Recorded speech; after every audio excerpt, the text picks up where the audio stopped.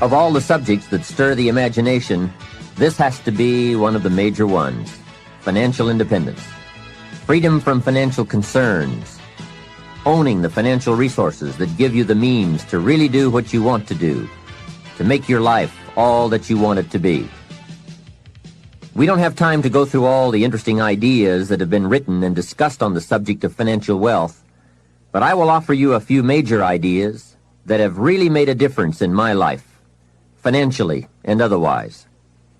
Mr. Shoaff said to me that he thought it was a worthy goal to become financially independent for three major reasons. First, with money no longer a time-consuming consideration, I could then begin devoting heavy time to all the other dimensions of my life. Second, he suggested I become financially independent because it would tremendously increase my ability to help others. Only from positions of strength, including financial strength, can we help someone else. Finally, and most important, he said, I believe it is worthwhile to become financially independent for the sake of developing the person you must become to achieve that goal. What a major secret he taught me. Set a goal to entice you to become the person it takes to achieve it. Reaching the goal is the lesser value. The primary value lies in the person you become by reaching it. You see, it's not the $1 million that's most important. It's what you must do and become in order to be a millionaire. We're all aware that many people feel that we must be careful of focusing on money or affluence or abundance, that in it or in the pursuit of it there is danger. We often hear quoted from the Bible, the love of money is the root of all evil. And I do agree. If you make money your love, and you pursue affluence to the exclusion of or at the expense of other values of life, you have lost, not won. However, let us consider this question. If you could do better, should you? That's not a bad question. In the time allotted to labor, in the time given to economics, care for family, success, achievement, productivity, the creation of value, the development of skills and creativity, if you could do better, should you? I think that one of the greatest satisfactions of living life to the fullest is doing the best you can with whatever you have. Doing less than your best has ways of eroding the psyche. We seem to be creatures of enterprise. Surely it is the reason for the seasons. The soil and the sun and the rain and the seed all say, "What can you do with us?" The seasons say, "Do you have the genius to make something unique of us?" Life says, "Here's the raw material. What splendid things can you produce from all there is?" So, go for high productivity, the full employment of your genius, the full development of your potential in all areas of your life, including earning money. That is the essence of life. Truly sophisticated people know it isn't the amount that counts. It's doing all that you can with all you've got that counts. With that background, let me recommend a book for you to read. The title is The Richest Man in Babylon by George Clason. Perhaps you've already read it. I would suggest that you read it again. It's just a small book. You can read it in one evening. I call it the appetizer for the full discourse on the subject of financial independence. Now, let me give you the major theme of the book. The major theme is that what you do with what you have is more important than what you have. What you do with what you get is more important than what you get. What we do with what we have says so much about us. It reveals our philosophy of life, our attitude, what we know, and what we think, and the makeup of our character. It is a reflection of what is going on inside of our head and within our value system and decision-making process. It also reveals our ability to weigh and to perceive. The outer is always a reflection of the inner. It is an indication, a reading, a revealing. It speaks, it tells, it shows. Remember that key phrase I gave you earlier? Everything is symptomatic of something, and it is symptomatic of something right or something wrong. It is a wise policy not to ignore the symptoms, for they can be early signs of a poor choice of philosophy, or a sign that something important is being misread, misunderstood, miscalculated. So of all places, take a look here. What you are doing with your money says something about you. Now, what you're doing may be okay. All I'm suggesting is that you take a look. Let me give you some of the details of a good financial plan as suggested by Clayson's book. First, a very broad but important statement. Learn to live on 70% of your net income. Net meaning the money you have left after paying your taxes. And before we go any further, let us consider that most important part of our personal, social, and economic life. We must all in our lifetime, whether we are young or old, understand the necessity and the practice of paying taxes. We have to teach our children as soon as they have any money at all from any source that if they spend it for anything, they immediately become what we call a consumer. And all consumers of goods and services, no matter how young, have to pay taxes. In California, where I live, if a child is only 10 years old and goes to the store to buy something that costs $1, the proprietor asks him for an extra 6 cents. The child may look at the price tag and say to the proprietor, "But it says $1. What's the 6 cents for?" And what a great time to teach the necessity for everybody to pay taxes, even at age 10. So a full explanation is due. If you're going to take 6 cents off a kid, you've got to tell him where it goes. After all, it is his 6 cents. He could well ask the proprietor, "Do you keep it?" The proprietor, of course, would explain that it's for taxes, that he doesn't get to keep it, that he merely collects it. The next obvious questions are, who gets it? And what is it used for? And with these very intelligent questions come some very important answers. To the child we explain, since we all have decided to live together, we call ourselves a society. And for that society to function, there are some things we cannot individually do for ourselves. We cannot each build a piece of the street. The machinery would be too expensive, and it would take too long to learn how to use it and then to do it. So we have a government, and government is people we have put to work doing those things for us as a community that we cannot do for ourselves. The streets, the sidewalks, the police, all of this must be paid for. So we have agreed to take some of the money when all of us buy something and give it to the government so that it can do things for us. This is such an important subject. Kids have to learn it. We all have to learn it. We then move up to federal taxes and all that those tax dollars are meant to do. Here's a pretty good way to explain federal taxes. I call paying taxes the care and feeding of the goose that lays the golden eggs. It is so very important to feed the goose, not abuse the goose, not tear off a wing of the goose, but to feed and care for it. You might say, well, yes, but the goose eats too much. Hey, that's probably true. But remember, just about every appetite eats too much. Don't we all eat too much? Let not one appetite accuse another. If you step on the scales and you're 10 pounds heavy, you've got to say, yes, me and the government are about 10 pounds heavy. Looks like we both eat too much. Remember, every appetite must be disciplined. Yours, mine, and the government's. We could all use a diet. Mr. Schoaf did give me a very great service when he taught me how to be a happy taxpayer. Now, I must admit it took a while, but I did finally become a happy taxpayer. Part of it was understanding what tax dollars were for, and that it is right for everyone to pay his fair share. I finally decided I didn't mind picking up my share of the tab for the radar. It's so necessary for our safety as a country to keep the international bullies away. Some people say, why bother with all that expensive equipment? After all, they won't come over here. Obviously, they haven't read their history books. Someone else says, I'm not picking up any part of the radar.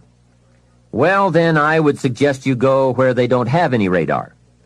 If you are going to enjoy the benefits, then you have to pay your share. Jesus, the master teacher, gave some very clear advice one day when he said, pay Caesar first. Caesar meaning the government and taxes. Hey, that's pretty clear. Pay Caesar first. And for some unique reason, he didn't see fit to criticize Caesar. He just said, pay. I don't think we need a prophet to explain that one to us. Now, don't pay more than you should. Take advantage of the advantages and the incentives.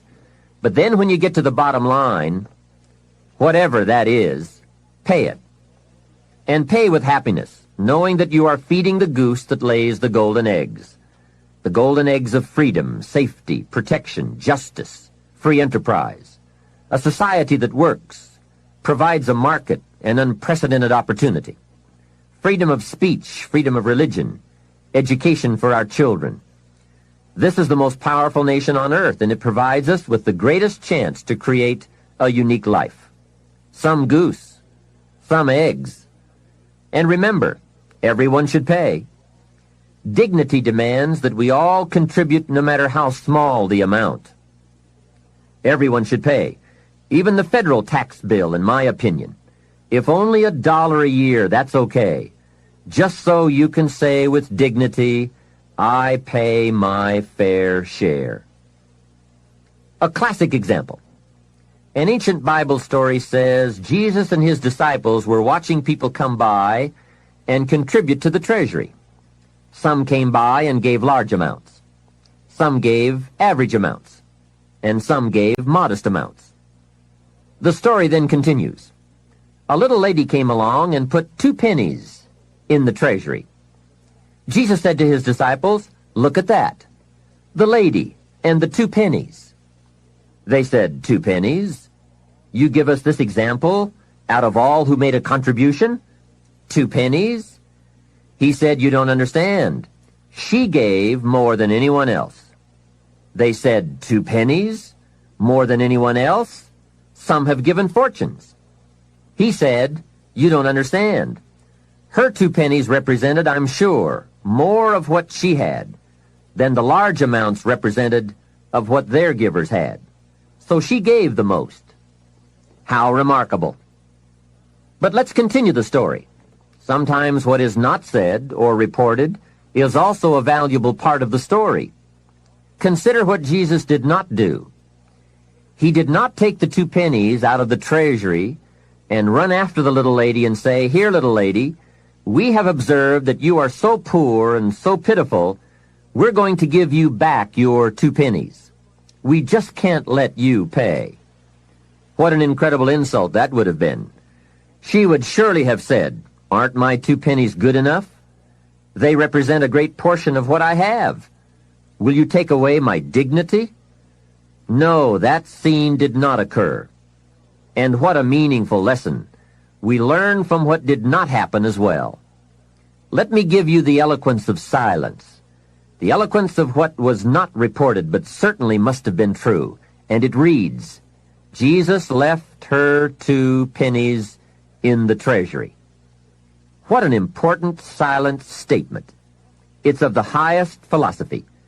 It best explains our earthly experience. Life is conditional. Value is on the other side of price. And of first importance is the act, not the amount. Everyone must pay, even if it is only 2 pennies. Now, after taxes, and I said all that to get to this, learn to live on 70%. The reason it's 70 is because you're going to be doing some very special things with the 30%. So what's left, 70%, is yours to spend. Now let's talk about the all-important subject of how you allocate the 30%. I remember one day saying to Mr. Schoaf, if I had more money, I would have a better plan. He said to me, Mr. Rohn, I would suggest that if you had a better plan, you would have more money. So it's not the amount that counts, it's the plan that counts. It's not what you allocate, it's how you allocate it. Here's the first part of the allocation process. Of the 30% you're not spending, 10% should go to charity, giving back part of what you have taken out to help those who cannot help themselves. I think that's a good percentage. Now, you can pick your own percentage. It's your life, and it's your plan. But giving your money to a church or to an institution is a good idea. More often than not, they can find the people who are in need. But whether you administer it yourself or give it to an institution to distribute, 10% should be given to charity. And by the way, the best time to teach this allocation process is when a child gets his first dollar. Take him on a visual tour. There's nothing better than visual to illustrate what you're trying to teach. Take him to where some very unfortunate people live who cannot take care of themselves. Kids have big hearts. If they see the problem, they won't have any trouble giving a dime out of every dollar. And one more thing. The time to start this is when the amounts are small. It's pretty easy to flip a dime out of a dollar, and it's a little more difficult to give away 100,000 out of 1,000,000. You say, oh, if I had 1,000,000, I'd give 100,000. I'm not so sure. That's a lot of money. Best we start you early, so you will have the habit before the big money comes your way. Now, here is what to do with the next 10%. Set aside 10% for capital you manage. That is, capital you find ways to utilize. Do some buying and selling yourself. Buy something, fix it, and sell it. Engage in commerce, even if it's only a part-time venture. Your home is a major capital project. In my opinion, we should all engage in capitalism in this country. Here, we believe capital belongs in the hands of the people. Communism teaches that capital belongs in the hands of the state. That's a great difference in ideology. I guess communism feels that humans are too dumb and stupid to know what to do with capital, so it should all be given to the state. Let the state run everything, and let the people meekly show up for their work assignments.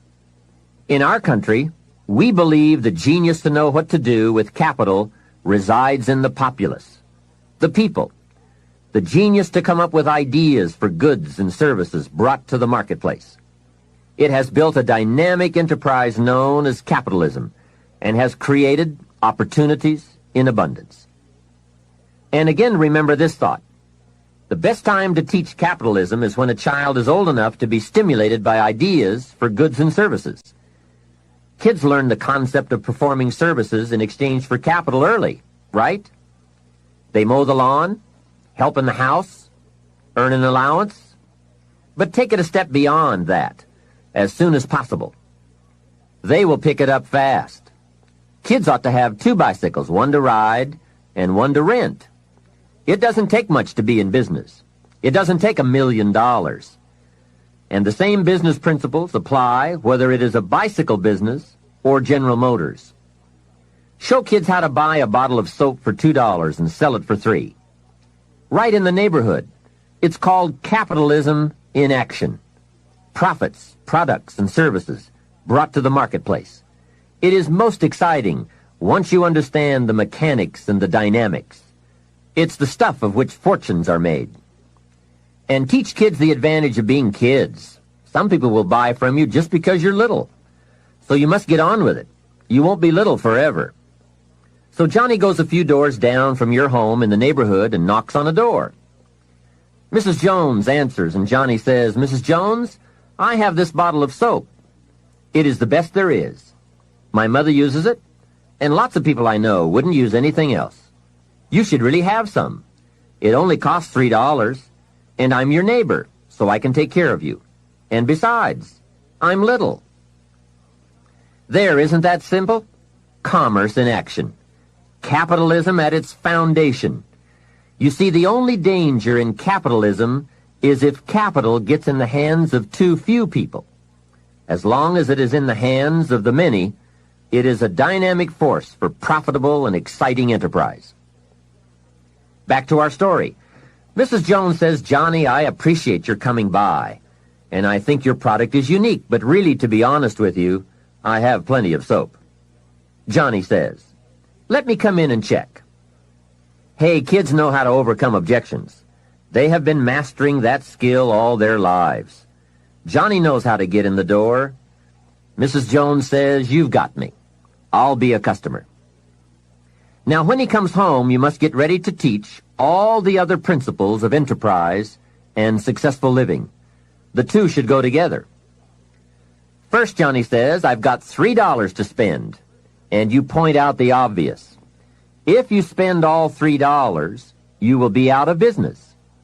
He says, I can see that. Then you explain, you must set aside $2 to invest in another bottle of soap. You can't spend your capital. Capital must be carefully preserved. What would you think of a farmer who ate his seed corn? Dumb farmer, right? So capital must be defended. It is your only chance for another harvest. Now here's another thought for your notes. Make sure you turn part of your income into capital. I would suggest 10%. And use that 10% yourself to give your own skill a chance to do something remarkable in the marketplace. No telling what genius lies, unused, waiting for the spark of opportunity. It is part of the path of fortune. Use this thought. Why not work full-time on your job and part-time on your fortune? You can, you know. It's up to you. And you can't believe the feelings every day when you can honestly say, I'm working to become wealthy. I'm not just working to pay my bills. It makes a different kind of day. You will find it hard to go to bed at night and exciting to get out of bed in the morning. Remember, it's the same day, the same opportunity, the same you. But it is a greatly different life working to become wealthy or working to get by. Now here's the next principle to teach. Johnny says, okay, I'll set aside $2 so I can stay in business and continue to make $1 profit. But I get to spend the $1, right? Now comes a most important opportunity. You must explain that if he spends that whole dollar, he will wind up broke and unhappy. And then take him on another visual tour to some part of town where he can get a good look at people who spend all they make and are broke and unhappy, and say, do you want to live like this? He will say, no. Then you say, all right then, you can't spend the whole dollar. He says, well then, tell me what to do with it. And with that open door comes the obvious opportunity to teach all the principles of wealth and happiness and lifestyle. One of the major factors that affects your life, all your life, is what you do with your money. So here's what you do. First, pay your taxes, right? And for kids, that is easy. They pay when they spend, unless they make a lot of money. Then you must teach them to pay federal taxes. Remember the care and feeding of the goose that lays the golden eggs. Next comes the 10 cents for charity, which we have already covered. Johnny says, oh yes, here is a dime for those who cannot help themselves. Now I can spend the rest. Answer, no, no. You will wind up broke and unhappy. He says, okay, what now? And now comes another major life lesson. The next 10 cents out of every dollar of wages or profit is for the increase of capital you manage.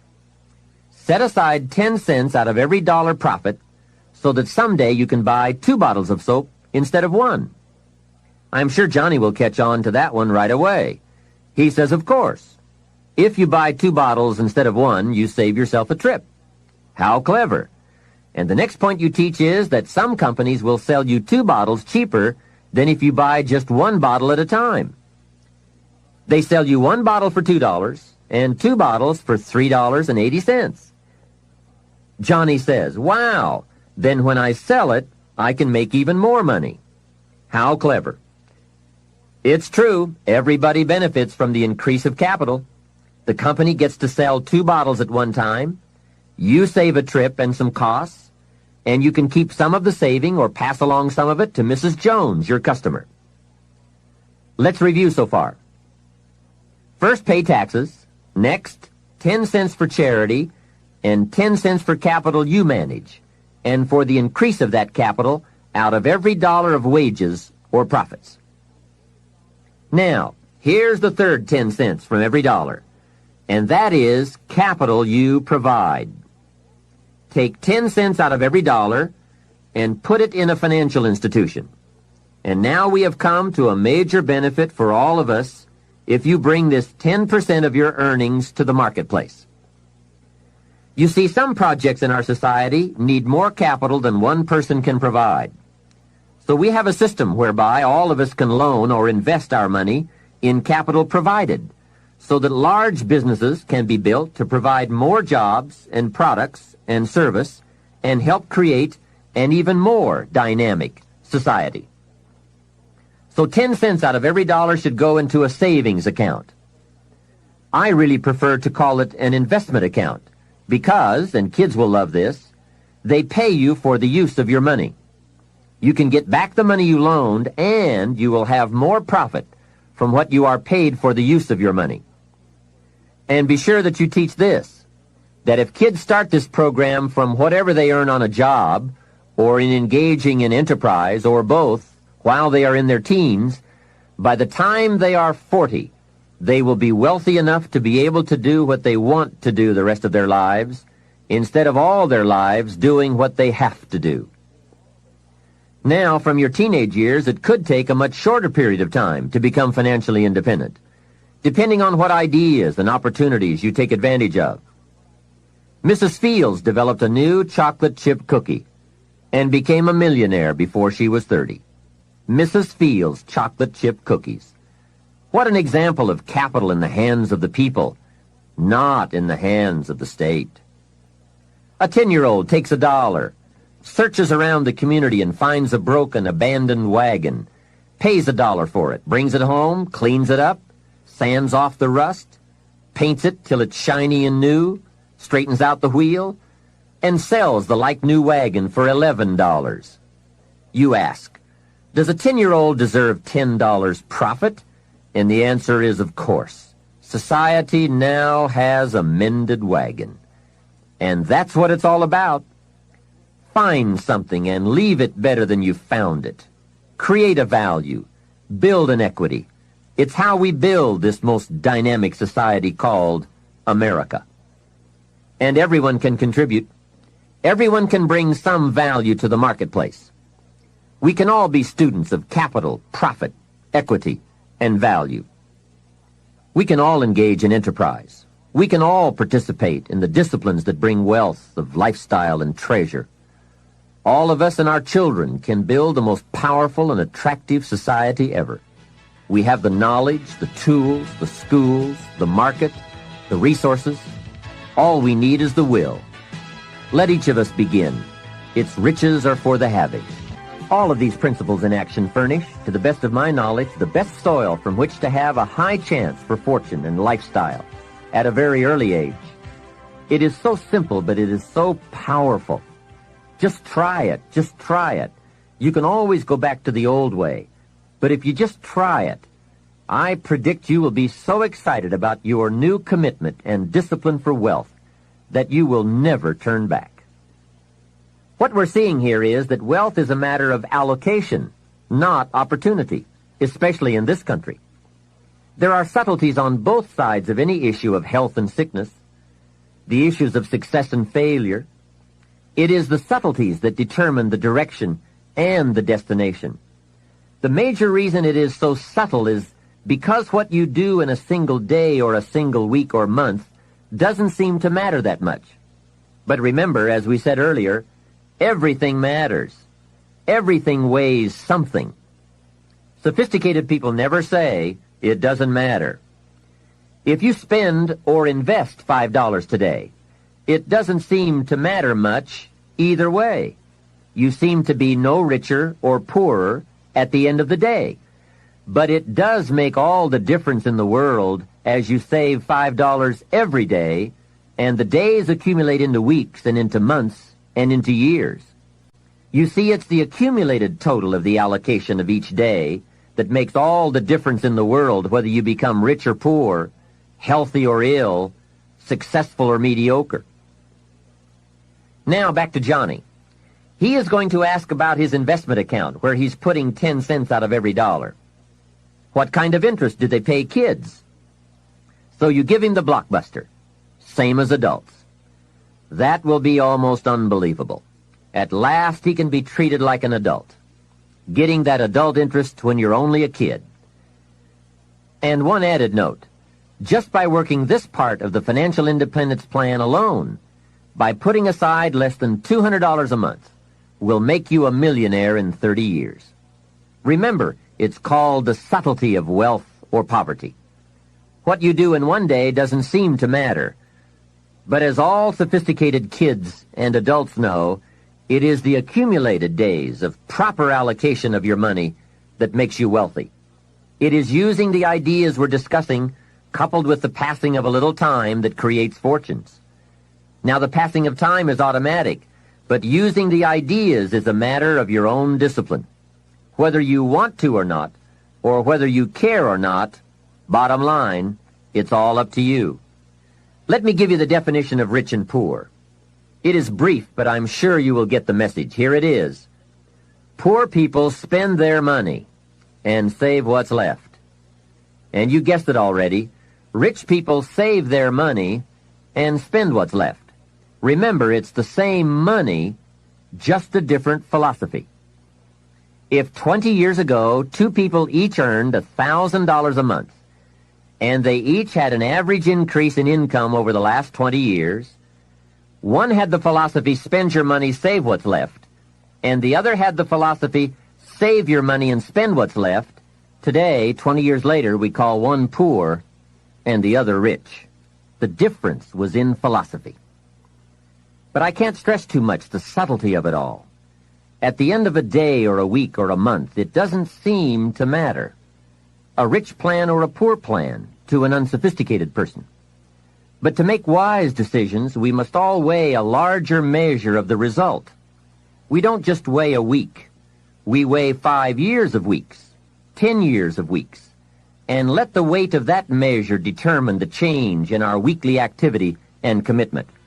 Wise decisions for wealth and lifestyle come from the wise measure of results.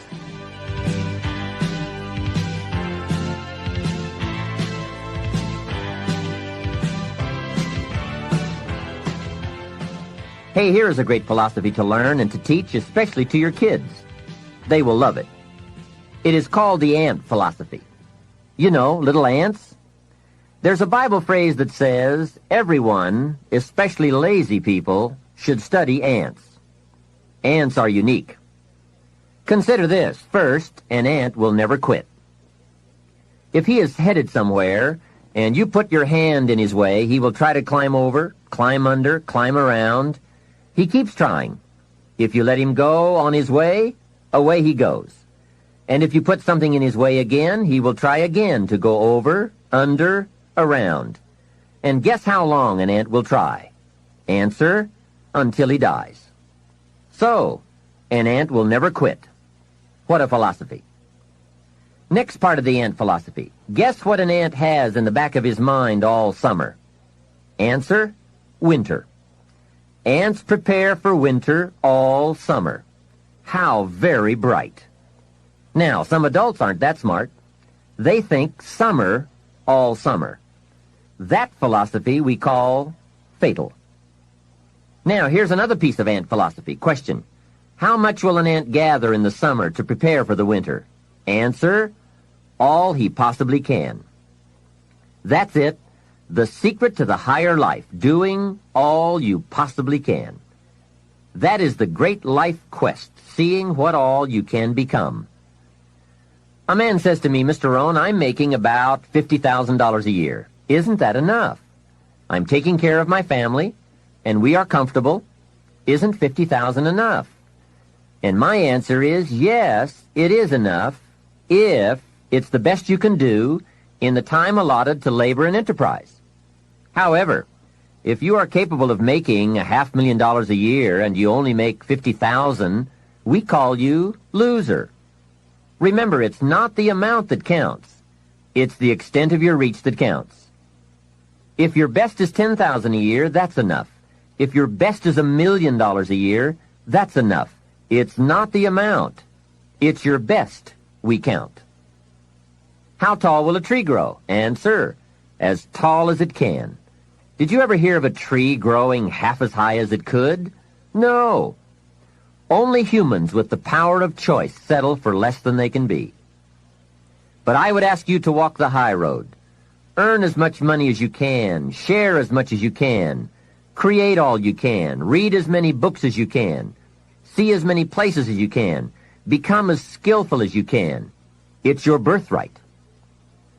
Now, part of the learning to live on 70% falls under another fundamental, which we will cover in another session in this cassette program, that talks about lifestyle, how to get joy from your 70%. And that's what life is all about, doing the things that bring us satisfaction and joy. But before we move on to this subject, let me add a few closing notes on the subject of a good financial plan. I've come up with the major role of grandparents in this country. Here it is. The major role of grandparents in this country should be to teach their grandchildren how to be wealthy, cultured, and happy, just like me. Grandparents should not have to say, "I've worked all my life, now I need help." They should be able to say, "I've worked all my life, now I can help." If you are not financially independent by age 40 to 50, it doesn't mean you live in the wrong country. It doesn't mean you live in the wrong community. It doesn't mean you live at a wrong time. It doesn't mean you are a wrong person. It doesn't mean you have the wrong chance. It simply means you have the wrong plan. I discovered you can be a nice person with the wrong plan. You can be a sincere person with a poor plan. And remember, it's not uncommon. Everything by longevity tends to get off course. When they make a moonshot, it isn't the first set of the guidance systems that serves for the whole trip. They have what is known as mid-course corrections, those fine-tuned changes that set you on a more certain course. And on the way to the destination called the moon, they are so important. Hey, if there's one objective you don't want to miss, it's the moon. Now, if you will make wealth and financial freedom that important a necessity, you will have the highest chance to arrive. Next, if you have not done so in a while, or if you have never done so, put together a financial statement. When I first met Mr. Schoaf and we talked about financial independence, he asked me if I had a current financial statement. I said, "What is a financial statement?" So I got my primary education in taking a picture of where I was financially. Mr. Schoaf explained that it is very important to know exactly where you are, without kidding yourself, so that you can then come up with a good plan for going from where you are to where you want to be. It turned out to be fairly easy to put one together. You merely list the value of your assets on one side of a piece of paper, and the total of what you owe, called your liabilities, on the other side of the paper. Then by subtracting one from the other, you come up with what we call your current net worth. Now, it doesn't tell you what you are worth as a person, but rather what you are worth in money. I said to Mr. Schoaf, "My financial statement isn't going to look that good." He said, "It is not important how good it looks. What is important is that you do it." So I put that first financial statement together. I had plenty of liabilities, money I owed my parents, budget finance, my car, and all kinds of other debts. Now on the asset side, I really had to scrape the bottom of the barrel. I even put my shoes on the asset side. They were worth something. Wow, how embarrassing after 6 years of working. But it must be done. You don't have to put the results on a public bulletin board, because it's not important that the community knows how you are doing. It's not important that I know how you're doing, but it's desperately important that you know how you're doing.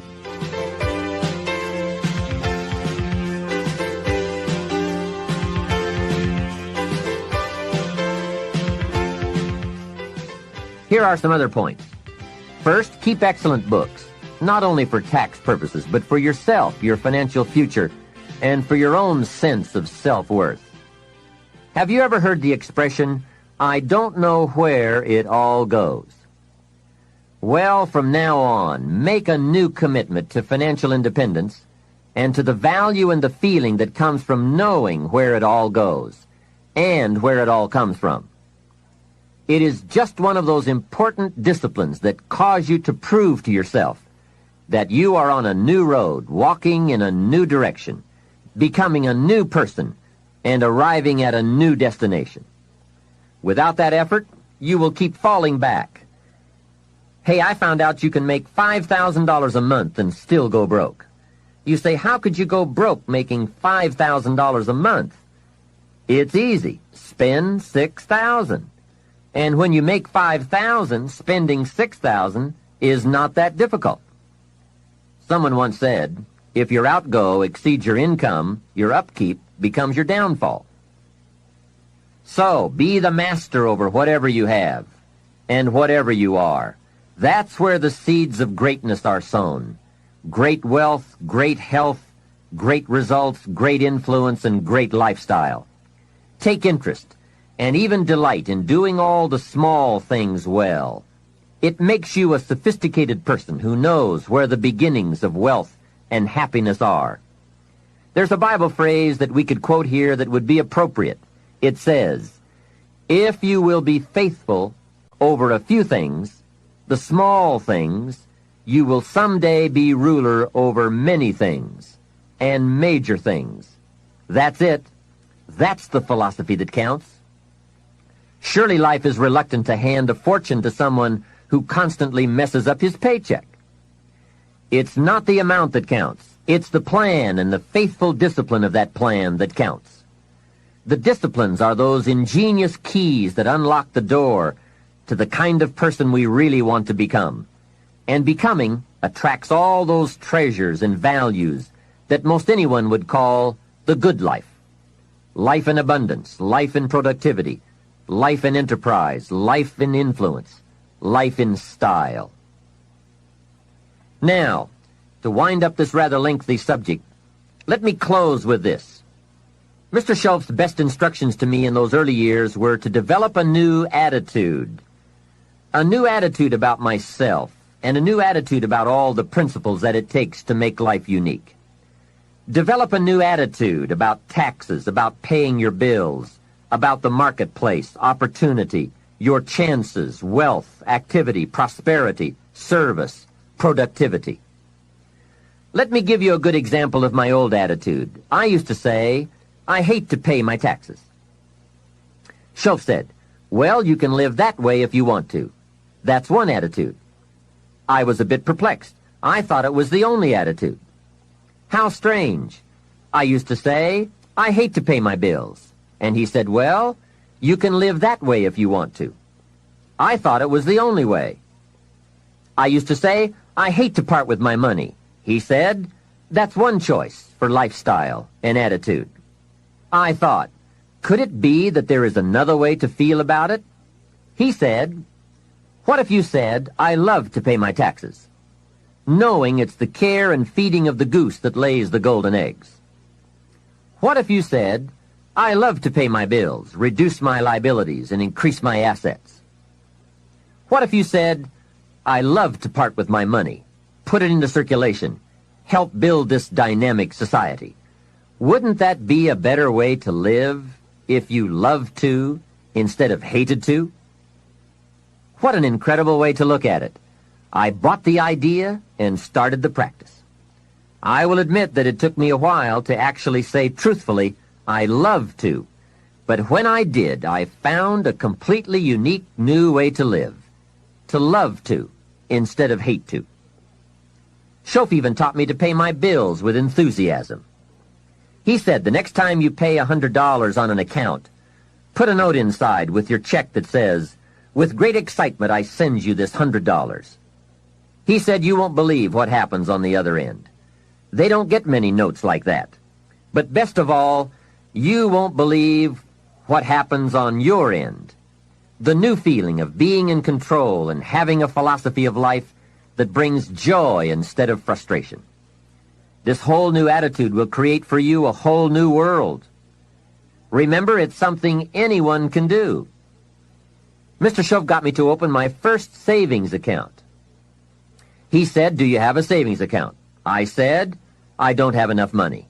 And he reminded me, it's not the amount that counts, it's the plan. The important thing is to begin. Wealth is a plan, not an amount. He asked me if I had $10. I said, well, yes. He said, then open up your savings account and do it with your new attitude and enthusiasm. Well, that took some doing.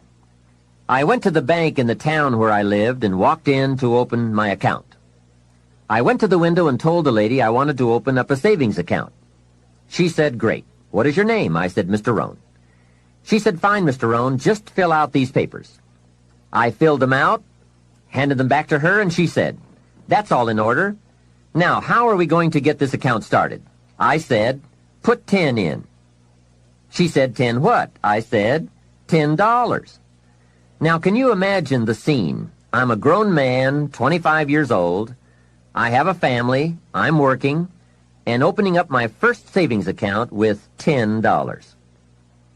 I said, hey, this may not seem like much, but I have a great plan. In fact, before long, I'll probably have the largest savings account in this bank. She said, well, if you say so. It was a bit embarrassing, I must admit, but Shoaff said, get excited about where you're going, and excited about the fact that you are one of the few who have a wealth plan in place and working. To make a long story short, guess what? Within less than 3 years, I did have the largest savings account in that bank. Now, it was just a small country bank, but I did reach my goal. What magic! And how quickly it works once you develop a new plan and a new attitude and commit to the discipline to do it. Wealth plans, anyone can have them. Wealth goals, anyone can design them. Wealth habits and disciplines, anyone can develop them. Why not start today?